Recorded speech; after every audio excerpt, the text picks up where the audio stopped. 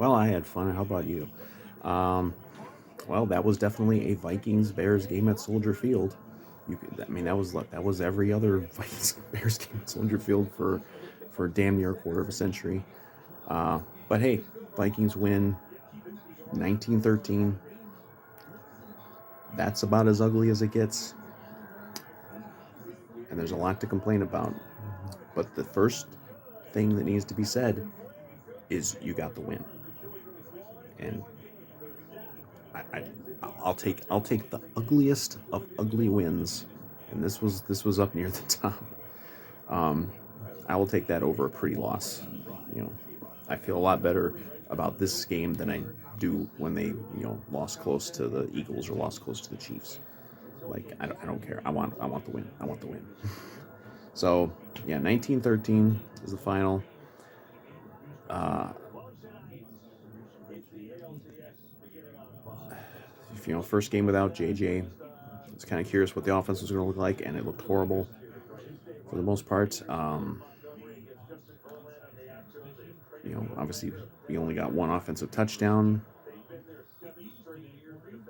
and a couple of long field goals, and that was the offense. I believe we had two first downs in the second half. We got one on the very very end there, running out the clock, and I believe we had just one before that. Um, you know, first half. You know, we didn't turn the ball over on our opening drive. That was very nice. Joseph hit a long field goal. 50 some yards, which is no joke. No, it's no joke to hit a 50 plus field goal at Soldier Field. Looked like there was some wind, so that was pretty good. And then he hit another one. So you know, but we weren't moving the ball. We had almost no run game. I don't understand this fascination with Alexander Madison. I mean, Cam Akers had one carry today, and and I think he got 7 or 8 yards on it. Madison, I think I saw it was 18 for 44. I don't understand why they won't just recognize what the issue is there and just move to the other guy. Like, I'm sorry, like if Cam Akers is getting 10, 15 carries, he's getting a lot more than Madison does. And every single time we started a drive with an Alexander Madison run, it ends in a punt. I don't have the stats to back this up, but I definitely feel like it's true. Um,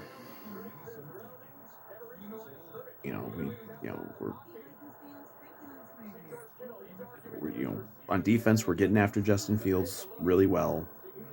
And Justin Fields, look, I don't care what he did the last 2 weeks. Justin Fields is not good, and we showed again today that he ain't good. You know, when the other guy came in, I was worried. I was like, that probably hurts us. Like, you know, our pass rush was really getting after him. We got, I think, 5 or 6 sacks. Now a couple of those might have been on the backup, but um, you know, Fields got out and ran a couple times, but he can't throw. He cannot throw the ball consistently. He cannot. That's why he will never be a successful quarterback.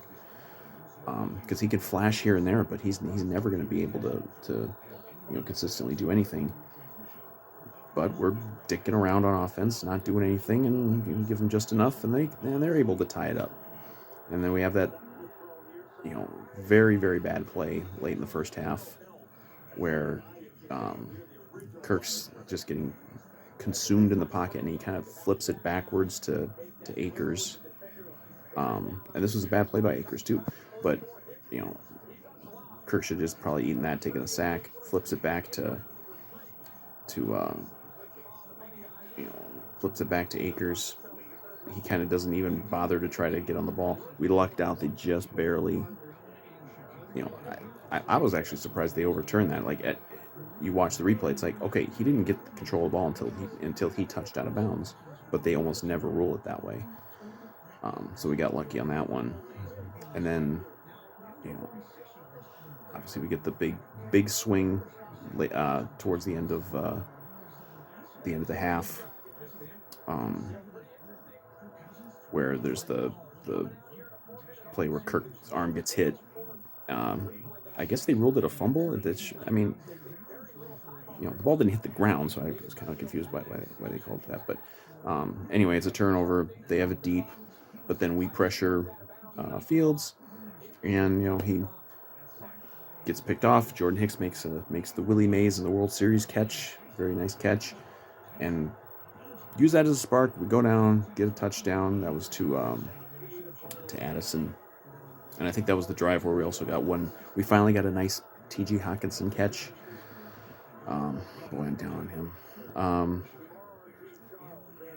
And then, of course, because we can't ever just enjoy a moment, we get the extra point block. So at least we're up at the half. It's 12-6. It's ugly, but every game at this stadium is ugly, and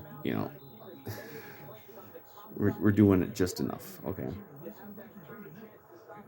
And you're like, okay, maybe they can take control of the game, but they never take control of the game. Someone's got the numbers somewhere on situations where the Vikings get the ball to start the third quarter.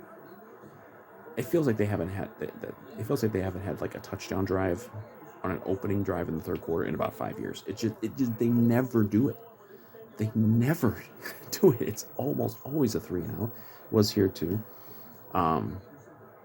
And thus began the horrible second half of offense. That might have been the worst half of offense in the O'Connell era. I mean, it was just garbage.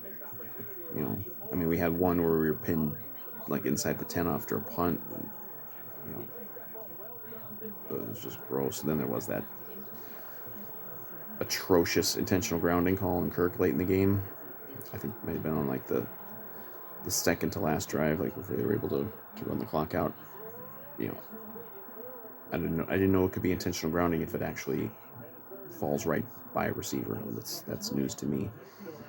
The refs were shit today again. I mean, there were a couple of calls, man. Jesus. But yeah, it's a terrible second half on offense. The only scoring chance we had, I thought, was a stupid decision, very stupid decision by O'Connell. I think it was 19-6 at that point. So we got in the scoop and score, and they go out and they put Joseph out there to try a 57-yard field goal. That was a terrible decision. Like, yeah, okay, if he makes it, you're up 16, so they got to get 2 touchdowns and 2-point conversions, but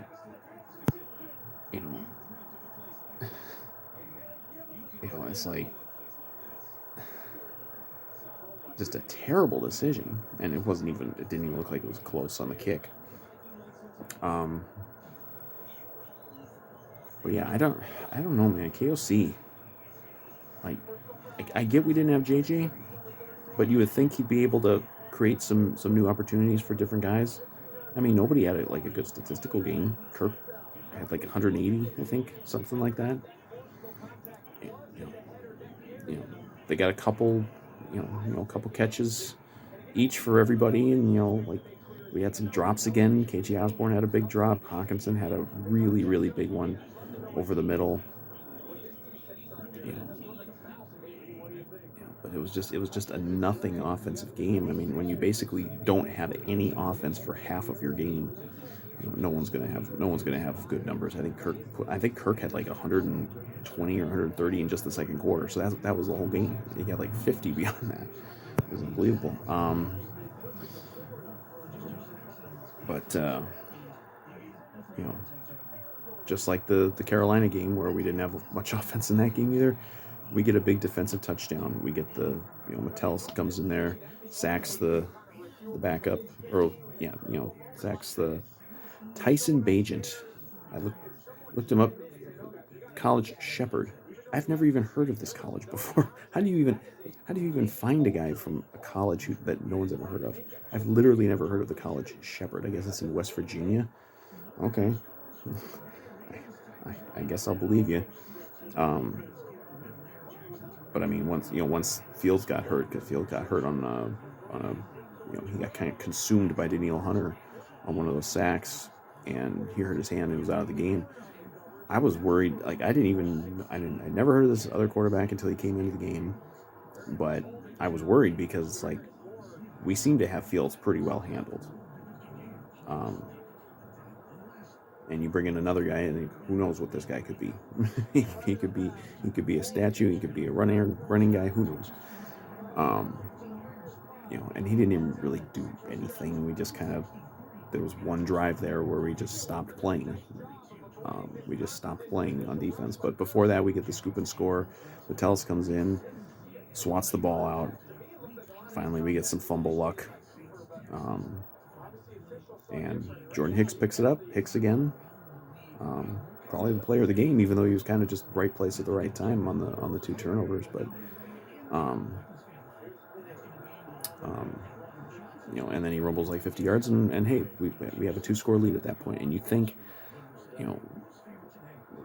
we're rattling the undrafted rookie quarterback, and we got a 2-score lead. It's in the second half. We can maybe for once we can have a game where we're not going down to the final minutes nervous. But no, we can't ever do that. We would have done that if the offense had been any good at all in the second half, but they weren't. I mean, like, even if you want to say that there's an argument for, under the circumstances, playing really conservative and just, bleed the clock, let's just play conservative and get out of here, you can still do it a lot better. Cleveland's going to beat the 49ers. You can still do it a lot better than we were doing it. I mean, it was just disgusting. Free Cam Akers, for God's sakes. I'm sick of Alexander Madison, getting 2 yards a carry and, going down on first contact. And then, like, about 25% of the time, he'll make a decent play. Well, I need more than that. Sorry. So, it's 19-6, and then I think we got the ball back again. Up 19-6, and could have done something, and we didn't do anything. That might have been when we got pinned deep. And then they just hit like 1 or 2 plays and kind of get the crowd going, and probably give the kids some confidence, and suddenly it's 19-13, and you're sweating it out again. And I find that just grotesque. This was by far the worst game the Vikings have played this year. I mean, I don't think that.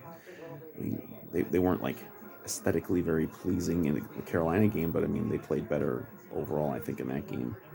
This was just gross. I'm sorry. There is no excuse, and I'm not putting down a win, because I will always take a win. I've seen so many ugly games at Soldier Field for the last 25 years that I will take any kind of win you can get there. If they had won 2-0, I would have taken it.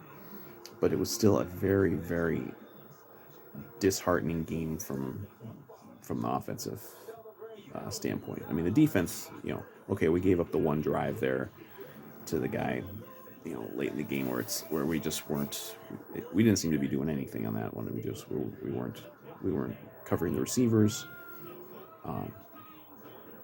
We weren't getting the pressure on, and they did it, and it was looking like it was inevitable there. I was about to go live and and chronicle the horrible loss that we were about to suffer, probably at the gun, to an undrafted rookie Bears quarterback, and we were going to lose 20-19 because of the blocked extra point.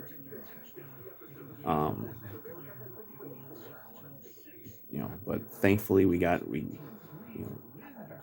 don't know who got the pressure on that last play, but it's kind of just a ball up for grabs. Thankfully, Byron Murphy is right there.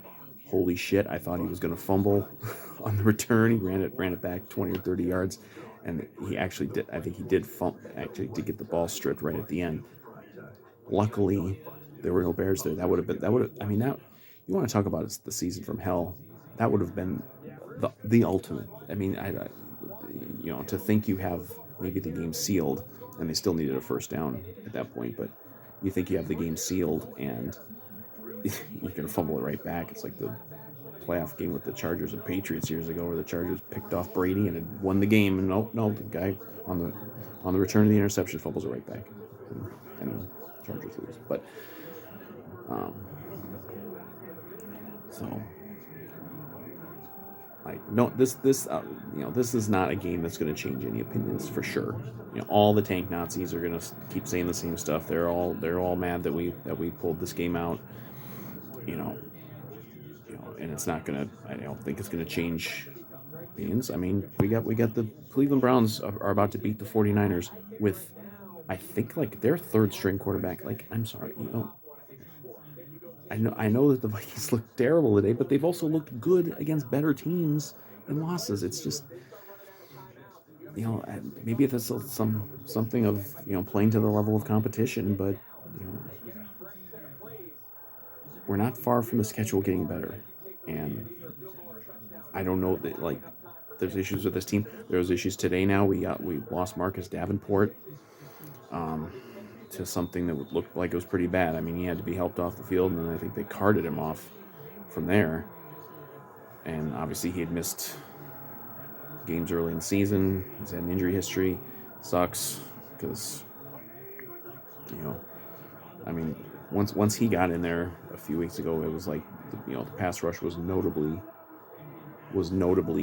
improved. DJ Wanham had a big game though again. You know, but if we lose him, that's big. Ezra Cleveland went out late in the game, so we finally got to see Reisner. Finally, after signing him for like $4 million, we finally stick him out there for the latter part of the game. We'll see what happens there. But injury things happening, and it's like it's just survival right now, and it always is survival at Soldier Field.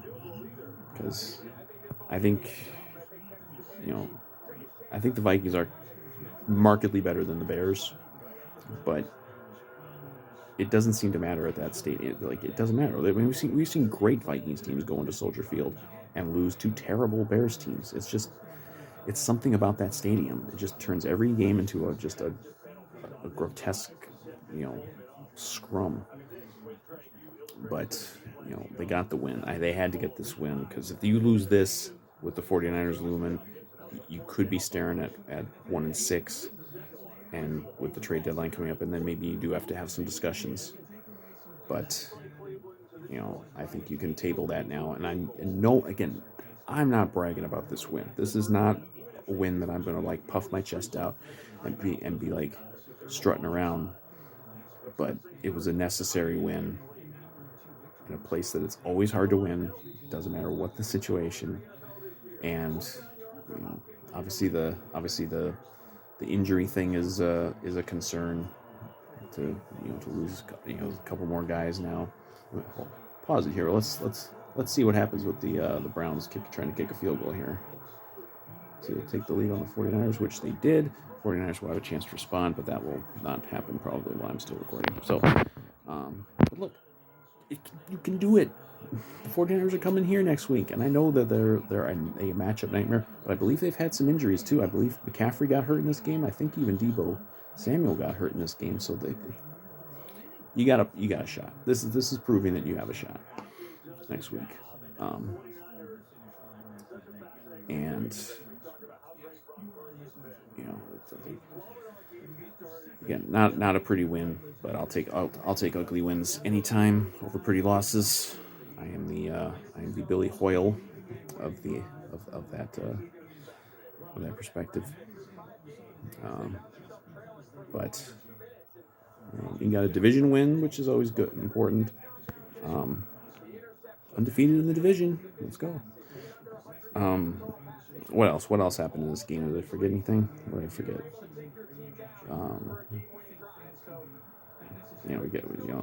The offense was just crap. I was hoping for more. Even with JJ out, I was really hoping for more. More creativity. But I don't know. I wouldn't say I'm losing faith in Kevin O'Connell, but I'm as a coach overall. But I am losing faith in him as a play caller and schemer, because and some ways decisions with personnel, because this Madison thing has to stop. Akers has to be the featured guy, and that doesn't mean Akers is going to go run for 150 yards every game. It's just you can see it. You can see he's better. He's more explosive. There's just something different. There's this belief that every running back is the same, but they're not. Cam Akers is better than Alexander Madison. I mean, he just is. In fact, Madison even had a bad block. I think that was the play that Kirk got his arm hit and he turned the ball over. Madison just completely whiffed on a block. Like even that, like if you're not going to be a super explosive running back, you have to nail your blocks. You have to always catch the passes. Like he dropped he dropped the pass last week against the Chiefs that might have tied the game and might have given us a chance to maybe get that win. And we got to stop favoring Alexander Madison over better players. We didn't have too many drop passes today, but I mean there were a couple real big ones. There was one, maybe the best throw Kirk's made all year. Deep ball down the sideline. Addison has it, doesn't haul it in, and then a big one. There was an Osborne one, I think, and then a big Hawkinson one. Like we got it. Like Hawkinson ended up getting like 6 for 50 or something like that, but it's like he's got to make these fucking catches, man. It's so irritating. And we'll give. I don't care about the level of competition, whatever. The defense mostly played pretty damn well today. They really got the pressure going. They weren't too bad against the run. They shut down DJ Moore. Naturally, as soon as they flashed his poor stats, then he caught a couple passes. But I mean, he had like 2 catches for 5 yards, like well into the second half.